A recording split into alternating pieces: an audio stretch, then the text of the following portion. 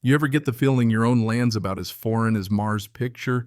This one morning, you're out on your property, sweat dripping into your eyes, just working the land you bled for when someone hollers across the road, "Get off my land." Only you look around and, yeah, that happened, they're talking to you. That's the welcome I got more than once, even though my name was right there on the deed. I'm Robert Jameson, and at 42, I've worked too damn hard to let anybody make me feel like a stranger on my own dirt. This wasn't just a plot of ground, it was everything I'd scraped and saved for. I carried my family's name, my community's respect, and my own stubborn dream of building something that might just outlive me. Now, this spread I'm talking about sits a stone's throw from Mesa, Arizona, right where the last sliver of suburbia meets the open desert. I'm telling you, I put in overtime, cut back on all the things folks call fun, and poured it all into this land. Those rows of dark earth, the weather-beaten red barn. That's not just a farm. That's freedom. That's independence. At least that's what I thought. But if you ask some of my neighbors, especially the one running the HOA, like she's sheriff, it's an eyesore. Linda Cartwright. You know, the type, power haircut, clipboard welded to her palm, walking around like she owns the sun. First week I moved in, I catch her peering at me from her porch. Not that friendly welcome to the neighborhood stare, but the kind of look you give a coyote sniffing around your chickens. I thought maybe she's just sizing up the new guy. But the first time she strutted over clipboard ready and started grilling me about my machinery, well, that's when I figured out this was a woman who didn't take kindly to anyone she couldn't boss around. "Ma'am, this is my land," I told her, mopping sweat with my sleeve.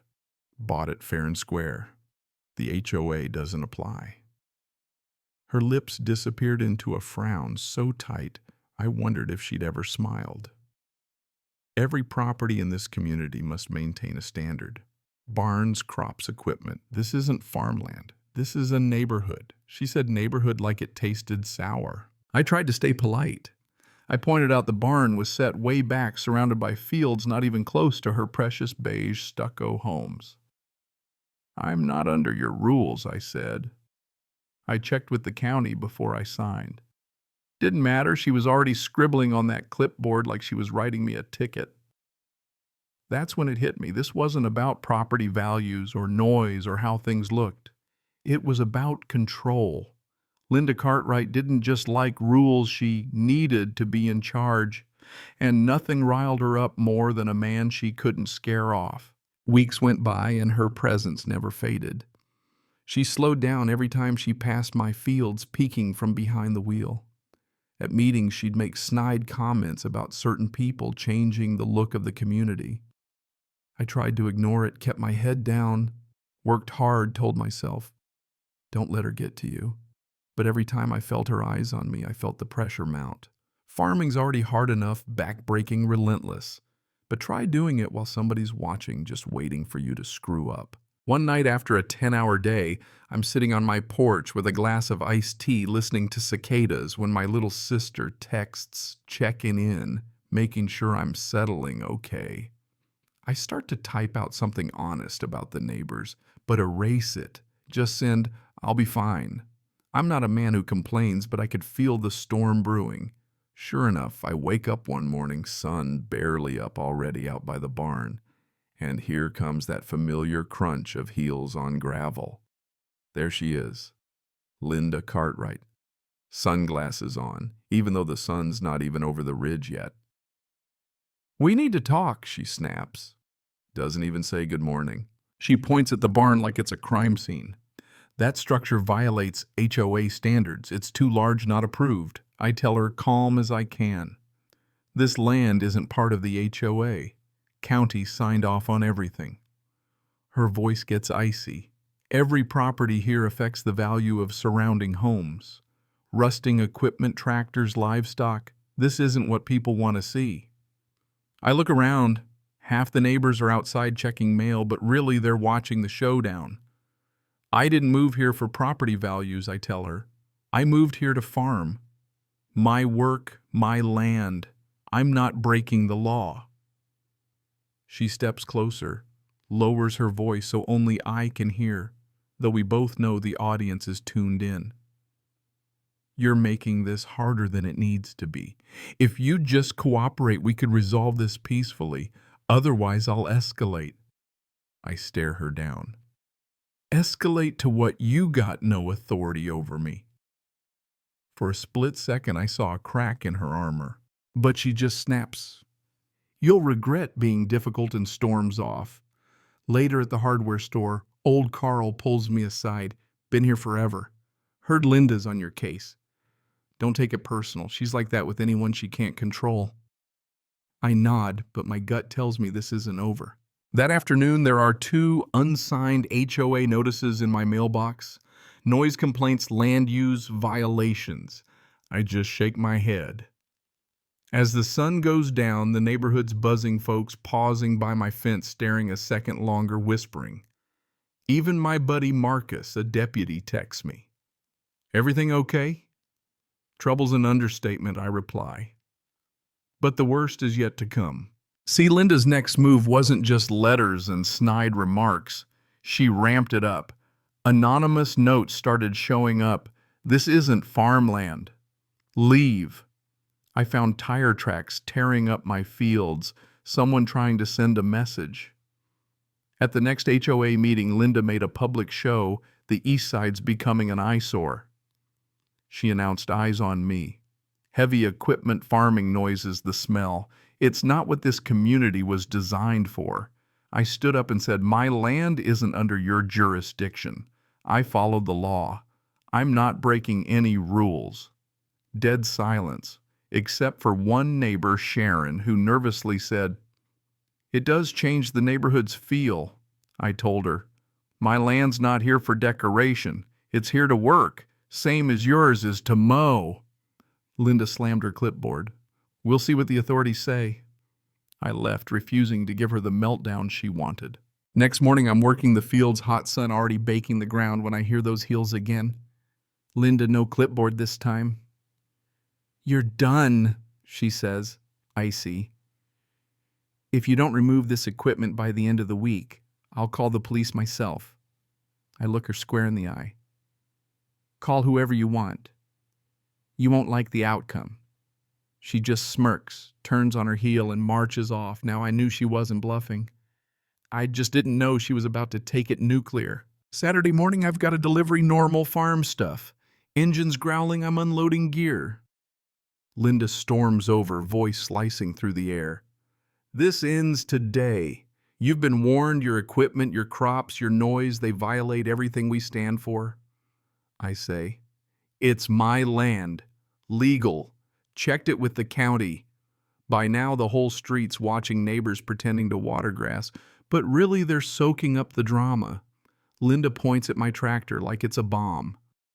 You really think this belongs here? Families live here. Kids play. Property values at stake. I cross my arms, the sun pounding my cap. That tractor feeds people. That mess is hard work. She gets right up in my face. Don't talk to me like that. I am the elected HOA president. If you won't comply, I'll take it further. Linda. I tell her, voice low.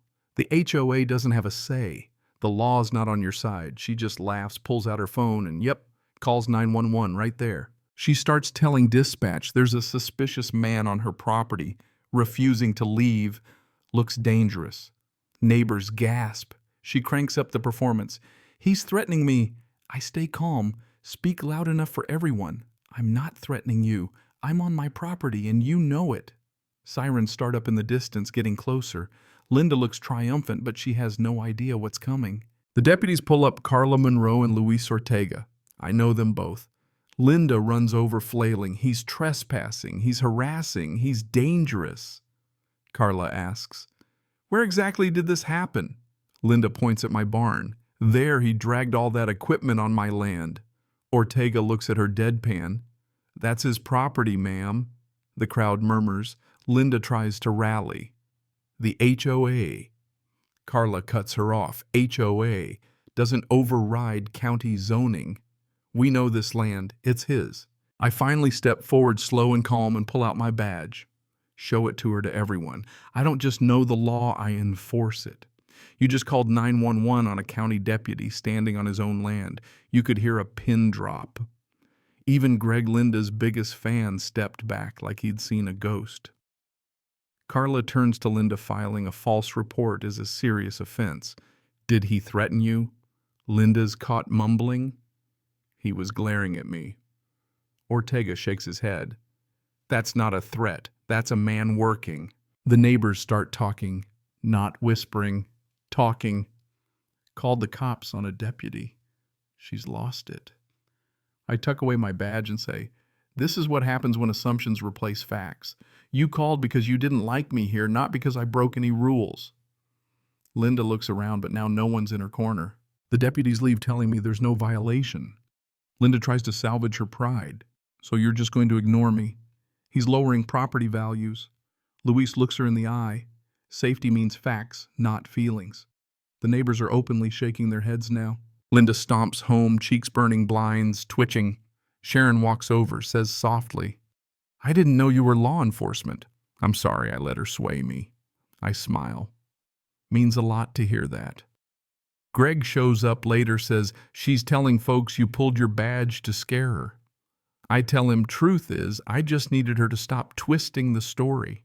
But Linda isn't done. She files complaints, sends out angry newsletters, corners neighbors at every chance. Still something's changed. Folks wave, now stop to talk, offer cookies or a kind word. Even Sharon's son asked her, why was she so mean? I told him, sometimes people judge before they know the truth. All you can do is show them patience. A week later at the next HOA meeting, Linda tries to fire up the crowd. We need to protect our community. But a man stands up, says, this is nonsense.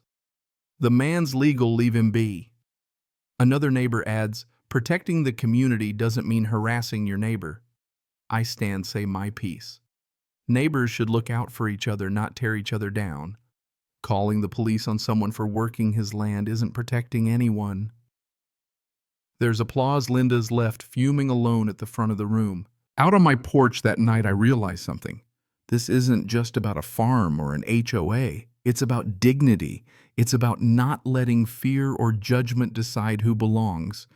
The badge helped, sure, but what matters more is patience, truth, and respect earned every single day. The neighborhood's changing now, asking tougher questions. Some folks still cling to Linda's story, but most are starting to see with their own eyes. And if you're still listening, I hope you take this to heart. Don't let fear dictate who belongs, and don't let somebody else write your story before you've had a say.